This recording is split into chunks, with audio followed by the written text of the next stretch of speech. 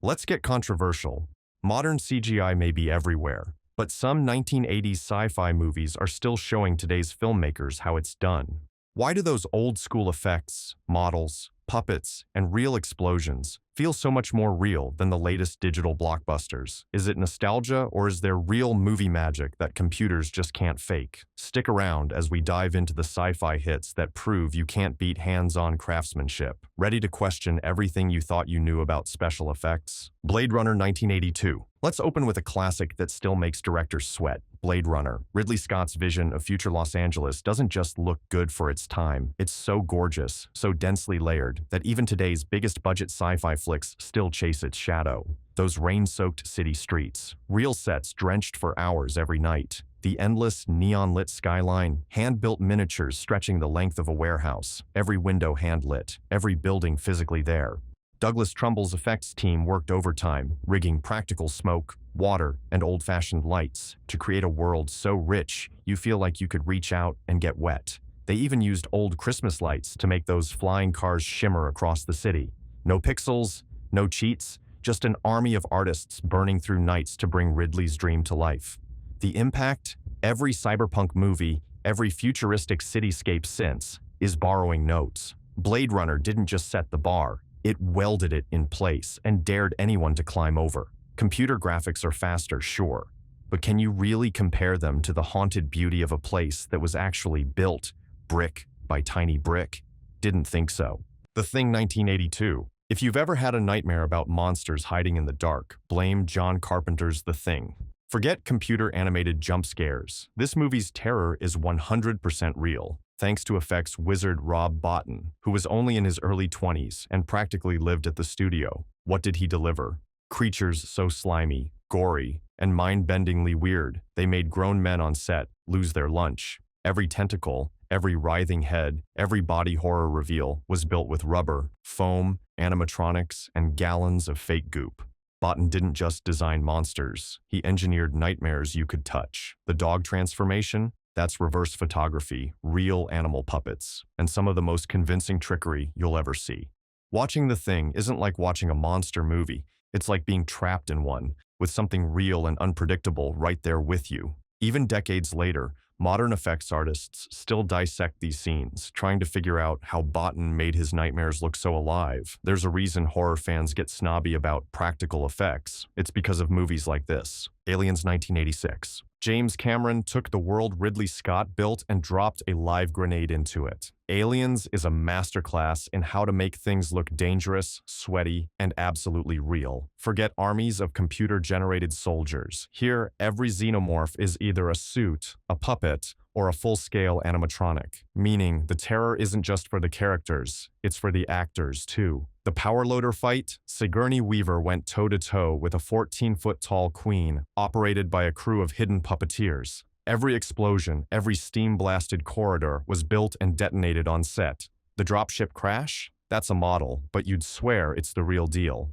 Cameron and his team used a warehouse full of miniatures, practical lights, and real fog to build a sense of danger you can feel in your bones. The result? Aliens doesn't just look great, it feels tough, gritty, and unpredictable. It's the kind of world you wouldn't want to visit, but you absolutely can't look away from. Try finding that in your average modern effects reel. The Fly 1986. Talk about transformation. David Cronenberg's The Fly isn't just another sci-fi story. It's a gut-wrenching showcase of practical effects, so wild they make most modern movies look squeamish. Jeff Goldblum's transformation from genius scientist to grotesque mutant was a months-long makeup and prosthetics marathon. Every stage of Brundle's breakdown was crafted by Chris Wallace and his team, who layered on appliances, built animatronic limbs, and invented new ways to ooze, crack, and fall apart. The actors weren't reacting to empty air, they were responding to actual moving monsters right in the room with them. Even the most stomach-churning moments were achieved through makeup and engineering, not computer cheats. The result?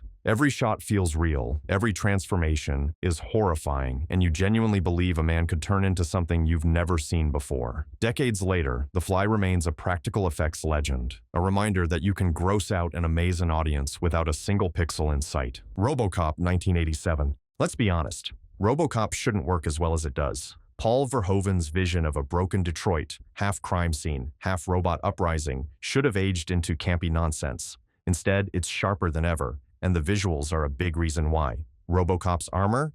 That's a real suit, worn and battered, reflecting real light in every chase. The infamous ED-209 robot?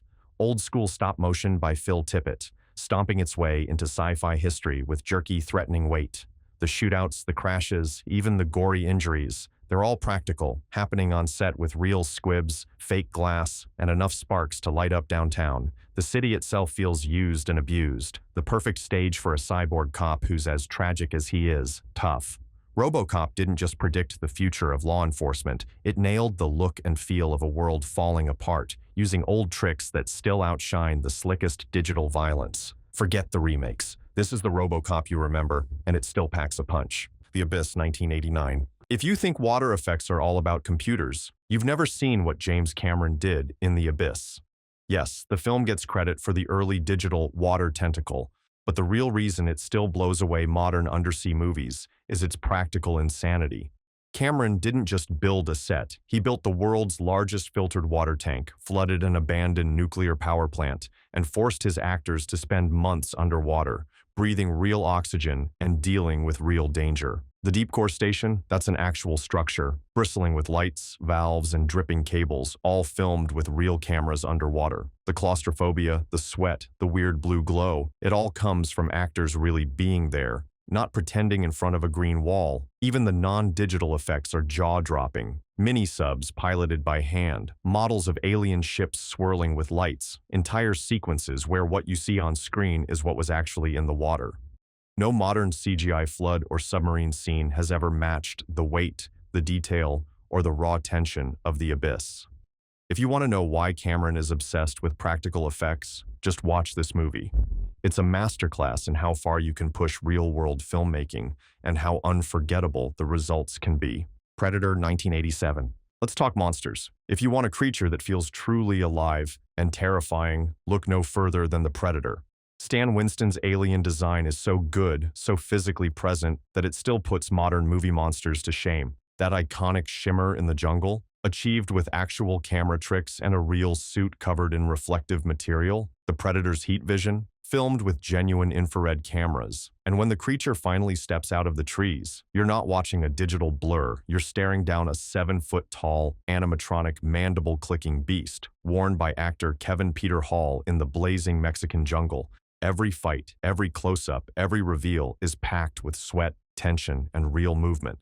Even the creature's gruesome trophy-making was achieved with custom-made props, not quick digital fixes. The cast, led by Arnold Schwarzenegger, reacted to something actually there, making every standoff feel like a genuine fight for survival. Modern alien invaders might look shiny, but none of them feel this dangerous. Predator is the gold standard for sci-fi horror effects, and decades later, it's still the monster every new movie is secretly trying to beat. Star Wars: The Empire Strikes Back, 1980. Before computers took over the galaxy, Star Wars: The Empire Strikes Back set the standard for sci-fi spectacle with practical effects so ambitious, they still leave modern fans wide-eyed. The AT-AT assault on Hoth, legendary stop-motion by Phil Tippett and a crew working for weeks on snowy miniatures. The Cloud City skyline, matte paintings blended seamlessly with physical sets. Every starship chase, every asteroid collision, every detail in Yoda's swamp, built, shot, and composited by hand, with models so detailed you could mistake them for full-size ships. The Wampa, a guy in a suit filmed in brutal conditions, every laser blast and lightsaber spark, optical effects painted frame by frame. This is a movie where the movie magic is truly real. Hundreds of craftspeople, model makers, puppeteers, and camera operators building a universe that feels huge, lived in, and totally unique. Digital enhancements have come and gone, but nothing matches the chunky, textured, absolutely physical look of Empire. It's not just a sequel, it's a special effects landmark that's still teaching new filmmakers how to build worlds you actually believe in. The Never-Ending Story, 1984. Think fantasy can't look real? The Never-Ending Story is proof that with enough sweat and imagination, you can turn a soundstage into an entire world. Forget digital dragons and soulless landscapes. This movie gave us Falkor, a full-sized luck dragon puppet you could actually ride. Every creature, from the rock biter to the racing snail, was handcrafted, operated by teams of puppeteers sweating inside massive suits. The Swamp of Sadness, built with real mud, trees, and practical fog, creating a place that felt alive and dangerous. The childlike Empress's ivory tower, a dazzling set piece, all light and glass. Even the special effects, like the storm and the crumbling world, were done with miniatures, clever lighting, and forced perspective. Watching this film, you're seeing a team of artists push themselves to the limit, building magic by hand instead of clicking through software menus. The result is a fairy tale that feels tactile, where the stakes are real and every corner of Fantasia is packed with personality. The never-ending story's visuals don't just age well, they age with dignity, still putting most modern fantasy to shame. The Last Starfighter, 1984. People always talk about The Last Starfighter as an early CGI milestone, and it was. But don't overlook the mountain of real-world magic that brings this story to life. The Gunstar cockpit, that's a detailed physical set packed with glowing buttons, flickering screens, and pilot seats that look straight out of NASA. The alien makeup, layers of latex, animatronics, and old-school FX to turn actors into convincing reptilian sidekicks and bug-eyed commanders. While the space battles were cutting-edge digital for their day, the interaction between actors and their ship and the aliens' presence were pure practical effects, right down to the custom-made costumes and practical explosions. The desert trailer park setting is built with care and detail, making the leap to outer space feel even more fantastic. You get the best of both worlds, pioneering visuals and the kind of real touchable world you can't fake on a computer. The Last Starfighter might have changed how movies used computers, but it never forgot the importance of giving you something to actually see, feel, and believe. Batteries not included, 1987. Tiny UFOs with big hearts, batteries not included, is the definition of hands-on movie magic. The film's charming alien robots weren't digital cartoons, but intricate, radio-controlled models with blinking eyes, spinning gears, and a physical presence that gave the cast something to genuinely interact with. The movie's rundown New York apartment building is a character in itself, every window, pipe, and brick built on massive sets. Watching those tiny spaceships zip around, fix broken appliances, and even hatch new life is a masterclass in physical effects. No scene is left to imagination. Every glowing light, every metallic wing, and every heartfelt moment between humans and machines is physically present. The practical effects team gave the robots personalities, moods, and quirks, all without a single pixel. The result is a film that's as warm and inviting as it is visually impressive.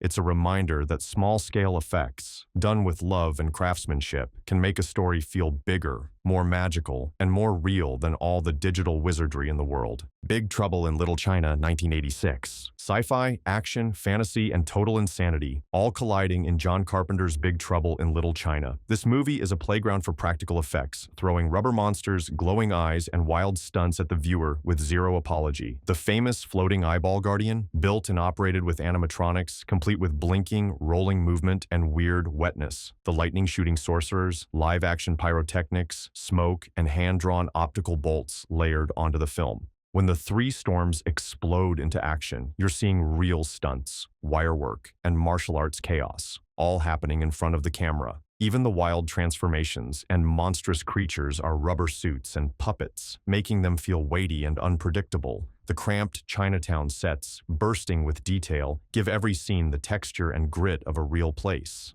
Big Trouble in Little China doesn't care about looking perfect. It cares about being fun, surprising, and a little bit nuts. And that's exactly why, decades later, its practical visuals still hit harder and stick longer than a million digital sorcerers ever could. Enemy Mine, 1985. If you want to see a movie where alien worlds feel truly alien and practical makeup wins the day, look no further than Enemy Mine. This underappreciated sci-fi drama drops Dennis Quaid and Louis Gossett Jr. on a hostile planet, forcing them to survive together as enemies turned reluctant friends.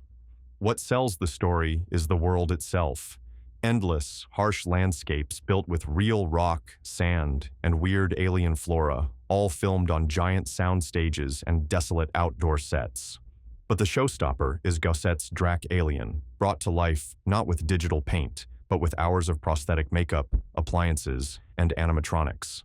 The result is a character with facial expressions and physicality so convincing, You actually forget there's an actor under there. Even the planet's creatures, slimy, spiky, crawling things, are all puppets, built to move and interact with the actors in real space. Every rainstorm, every cave-in, every moment of danger is done the hard way, for real, giving the film a weight and atmosphere that green screens just can't match. Enemy Mine proves that when you build your world by hand, the story and the bond between characters feels twice as strong. Starman 1984. John Carpenter's Starman may be remembered as a romance across the stars, but its sci-fi moments shine thanks to subtle, clever, practical effects that bring the extraordinary down to earth. Jeff Bridges plays an alien learning to be human, and his transformation scenes, especially the famous resurrection sequence, use old-school animatronics and stop-motion models to genuinely eerie effect. That iconic moment when a glowing alien orb transforms into a baby and then a full-grown man. Achieved without computers, using reverse photography and carefully layered effects. The Starman's spaceship, too, is a practical marvel. Miniature models for the exterior, detailed cockpits built for interior scenes. Even the smaller tricks, healing wounds, manipulating electronics, are achieved with sleight-of-hand magic, creative editing, and physical props. The result is a film that grounds its wonder in reality, making every sci-fi beat feel intimate and believable. There's no hiding behind software here. Every effect is crafted to work in camera, creating a sense of authenticity that today's digital morphs rarely touch. Starman reminds us that the best movie magic often happens in plain sight.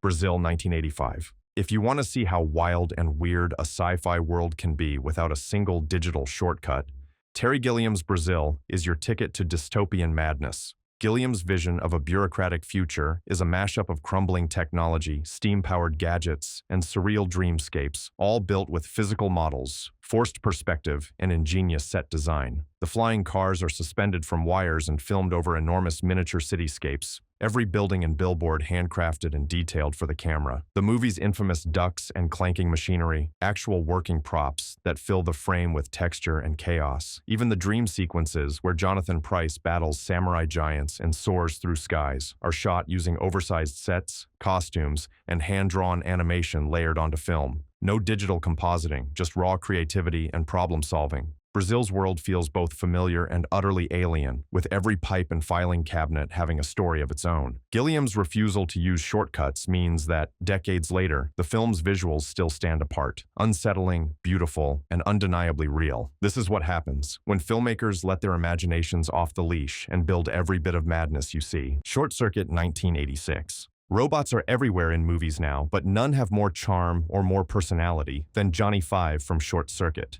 Before computers took over, the effects team built a real, functioning robot loaded with motors, lights, and moving parts, capable of rolling, blinking, and even delivering jokes. Johnny Five wasn't just a prop. He was the film's star, operated by teams of puppeteers and engineers working in sync to give him emotion and movement. Watching the movie, you can see the actors responding to something actually in the room, a real machine with presence, weight, and a wild sense of unpredictability. The film's practical stunts, like Johnny Five outrunning cars, leaping from explosions, or repairing himself, are all achieved with intricate robotics, clever editing, and some old-fashioned ingenuity. The supporting robots, too, are full-sized models, not digital ghosts. The result is a movie where the sci-fi feels tangible, and the character's journey is that much more believable. Johnny Five is alive, all right, and no amount of digital polish can ever replace the magic of a robot you could actually high-five. Tron 1982. You want cutting edge? Tron was so far ahead of its time people didn't know what to make of it, and some still don't.